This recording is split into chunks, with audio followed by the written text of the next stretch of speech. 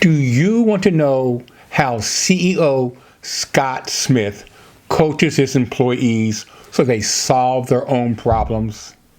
Then you need to listen to this week's episode of CEO Secrets for Executing Strategy. You'll hear how Scott started. I'm a CEO and I've built a company starting in my living room. I have a law firm, law, tax, asset protection, estate planning. Started in my living room, and now I have a company of about 40 people with 5 attorneys, 12 paralegals. You hear about Scott's feelings about sucking it up in corporate America. I think everybody coming from corporate has a really big challenge because you're caught into a bubble that is a judgmental bubble based upon the culture of whoever you're with. Scott also talks about having guts to confront employees. That conversation with him about helping him be able to get clarity on what it is he really wanted.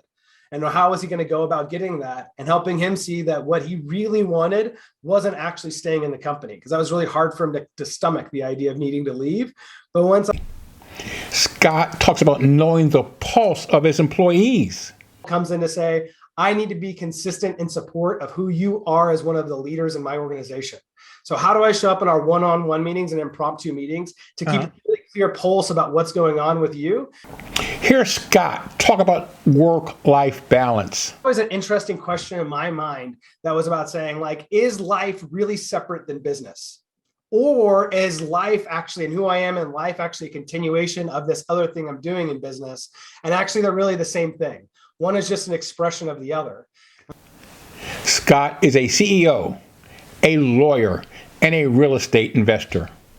Listen to this week's episode of the CEO Secrets for Executing Strategy to hear more from Scott.